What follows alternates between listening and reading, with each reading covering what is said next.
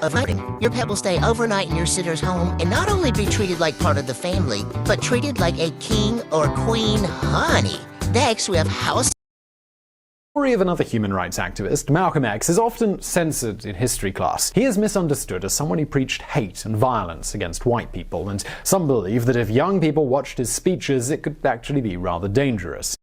Because of that, his memory is often swept under the rug. While everyone knows him by name, not enough people know the true story of Malcom X. He was one of the most influential Americans who ever lived, and his legacy still echoes on to this very day. Without him, the US and maybe even the entire world would be a really different place. In today's Biographics, we're going to talk about the incredible life of Malcom X.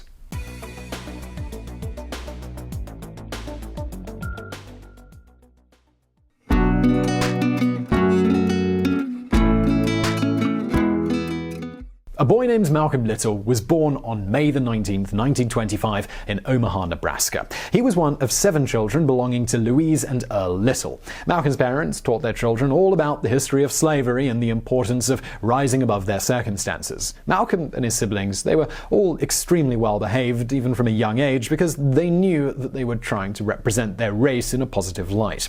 His father, Earl, believes in the teachings of a man called Marcus Garvey, a black nationalist leader who preached that African Americans should be self-sufficient when it came to running their own farms and their own businesses. Earl was a Baptist minister who pushed for desegregation between white and black people. Because of this, their family received death threats from the KKK on a daily basis, so they were constantly moving just to stay alive. In 1929, Earl Little bought his family a 4-acre farm in Lansing, Michigan, which had a very good neighborhood with great schools. The only issue was that they were the only black family in town. Now, hate isn't something that children are born with, so Malcolm's classmates in kindergarten treated him just like everyone else. Malcolm's favorite game was Robin Hood, and he always invited his friends over to run through the fields and the forests of his family farm, pretending to steal from the rich and give to the poor. Eventually, the racist members of the community, they caught wind of this black family living a comfortable middle-class life, and well, they didn't like it. The neighbors complained, saying that black people should not be allowed to own so much land. Even though there was no law saying that they couldn't live there, the local council voted on the issue and agreed that the Little family had to move. Earl Little refused to leave, saying that his family had every right to stay there. Lansing, Michigan was home to an offshoot of the KKK called the Black Legion. Instead of wearing silly white robes with pointed hoods, they dressed up in even sillier pirate costumes. You really couldn't make these things up. One night, the Little family awoke to an explosion as these white supremacists hurled bombs at their house. Earl and Louise had to wake up the children and get them to safety. Despite the explosions, which could certainly be heard from miles, local firefighters, they never showed up to help, and the house, it burned to the ground. In the morning, Earl Little confronted the local police. He accused them of being members of the Black Legion. The police responded by arresting him for arson, saying that he burned down the house to receive an insurance settlement. The charges, though, they were later dropped. Even after this, they refused to leave because they wanted to be an example of the black family who stood their ground and didn't give up without a fight. Unfortunately, their strength and resolve, it was not enough to convince the citizens of Lansing that they were worthy of living there. When Malcolm was just 6 years old, Earl's body was found crushed on the tracks of a streetcar. The coroner ruled it an accident. The police said that he committed suicide. In his autobiography, Malcom X explained that his father had sustained injuries not consistent with a streetcar accident. Despite the coroner's statement, the insurance company that held Earl Little's policy refused to pay Louise due to their contention that Earl's death was a suicide. Malcolm's mother had a very difficult time raising her 8 children alone. She sold many of their belongings and would sew for people in town in order to make an income. She rented their land to other local farmers, but there was never enough money to go around. She was a proud woman, though. She lived by her principles, and she never asked for a handout from anyone. The family, they soon had to go on welfare, but as the years went on, the weight of the responsibility continued to tear away at her. Louise knew that the white people in town, they hated her, and that the men responsible for her husband's death, they were living close by. She was constantly afraid that someone would come after her and her children. Even though her fears were completely justified, she was diagnosed as paranoid, and the local police committed her to a mental institution. Malcolm was 13 when his mother was taken away, and he and his 6 siblings were split up and sent to orphanages and foster homes. They kept in touch by writing letters to one another and swore that they would all reunite again someday. Despite all of these setbacks, Malcolm still had a lot of ambition for himself, and he never forgot the lessons that his parents taught him. In the 8th grade, he was a straight-A student and at the top of his class. He was intelligent, charismatic, and he had a passion for public speaking. When he went to high school, he joined the debate team and continued earning a 4.0 GPA. One of his teachers asked everyone what they wanted to be when they grew up, and Malcolm said that he wanted to become a lawyer. The teacher said that this was impossible, saying that black people were simply not allowed to be lawyers. His teacher further responded, "One of life's first needs is for us to be realistic. You need to think of something you can be. Why don't you plan on carpentry?"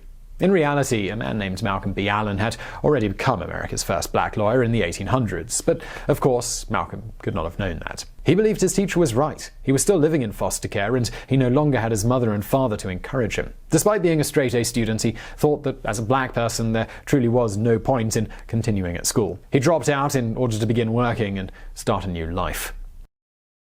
Assalamu alaikum. Are you thinking about buying a franchise business? Don't. A new life.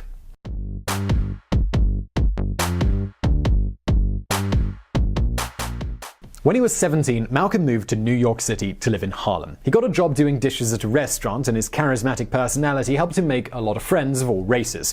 White men began to approach him, asking if he had any drugs or if he could hook them up with black girls. Since people were already making that assumption based on stereotypes, he decided that he might as well take advantage of it. This started his successful side hustle of being a pimp, a robber, a racketeer, and a drug dealer. He befriended John Elroy Sanford, a fellow dishwasher at Jimmy's Chicken Shack in Harlem who aspired to be a professional comedian. Both men had reddish hair, so Sanford was called Chicago Red after his hometown, and Little was known as Detroit Red. Years later, Sanford became famous as Red Fox. One of Little's best friends was a teenage boy who shared his first name, Malcolm Jarvis. The two of them, they hustled together, and they would go out to jazz clubs at night. They wore zoot suits and impressed the ladies with their dance moves. For a while, they were raking in a lot of money and having the time of their lives. In 1949, the two Malcolms were both dating white girls who they met at a nightclub. These girls had very rich parents, and they were bored kleptomaniacs looking for a bit of excitement. They encouraged the Malcolms to form a Bonnie and Clyde-style gang together. They would let the boys know whenever their parents' neighbors were on vacation, and then they would all go and steal from their homes together.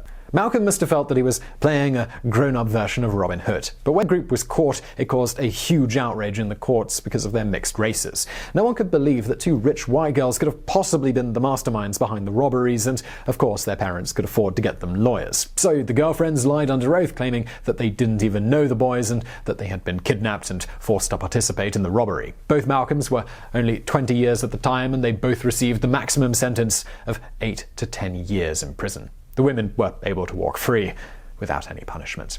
When he was in prison, Malcolm realized that many black men were totally innocent and had been falsely accused of crimes. These innocent men, they turned to God in order to cope with their fate.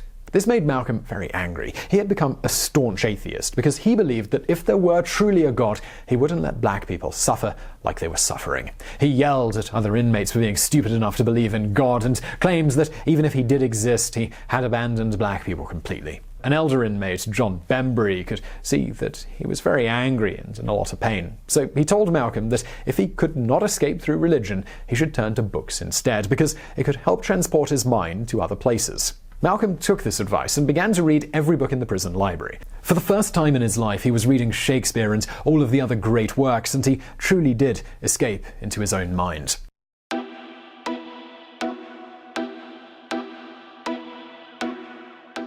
After being in prison for some time, one of Malcolm's brothers wrote to him explaining that his siblings had finally reunited and they were attending meetings of a group called the Nation of Islam. Malcolm wrote back that he did not believe in any God, but his brother promised him that if he started praying to Allah, he would get out of prison early. His brother sent